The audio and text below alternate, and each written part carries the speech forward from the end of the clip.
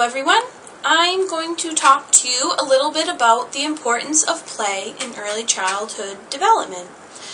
Most parents, at the end of the day, they pick up their child from school and they ask them, "What did you do at school today?"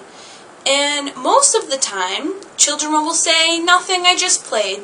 And parents leave under the assumption that their child hadn't learned anything, such as their letters and numbers and the typical things you would expect your child to learn at school. But in fact, just because they played, they absorbed all sorts of information. Children could learn math skills, social skills, language skills, problem-solving skills, just by exploring a classroom. Block area, children are using different shapes of blocks to build towers or buildings or ramps. They're exploring how high they can build and what shapes fit together and how fast or slow a car may move down a ramp that they created. That's all science and math. And not only are they working on those skills, they're also working with other children. They might go into an area such as dramatic play and sit next to a child in parallel play, maybe play with a similar object, and eventually start to communicate with one another and start to build language skills and social skills as they decide what they want to build for dinner, what they want to cook on the stove, or what outfit they want to wear. And next thing you know, one's the mom and one's the dad and the baby, and they're working together to create familiar situations. And that's a milestone. That's something that you want your child to learn.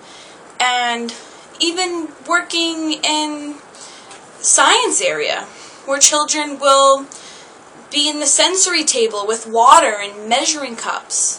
They're learning math.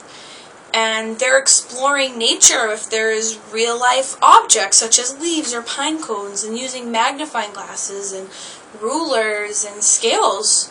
Just putting them in there, even though they may not know exactly what those tools are for, they're learning. And they're using problem-solving skills or cognitive skills to find which object is heavier or which object is larger. And even playing outside in the yard, even if that was their whole day of just being outside, they're working on their motor skills. When they're jumping, kicking, running, throwing a large ball back and forth, they're using their muscles, their large muscles, their small muscles, and coloring with crayons. They're using their fine motor skills. They're learning to grip a writing utensil. And it might just start off as a full fist of a crayon moving and then eventually turn into a 3-finger grip, when they'll eventually learn to trace. And as much as it's nice to have teacher-guided activities, because of course it's great to have a teacher, an educator, interact with your child, it's also great for them to just explore their own creativity, for them to use their own imagination and explore cause and effect and learn how to think for themselves, problem solve. And they might not even not know that they're learning anything, but they are. They're absorbing so much just by being in that type of environment where they are just, possibilities are limitless to what they can do. And we might just see a puzzle and think it's just a puzzle, but in reality, they're thinking, where does this piece go? What shape is this? What type of pictures are in this puzzle? And they're using their motor skills to grip those puzzles, whether they're large pieces or they're small pieces.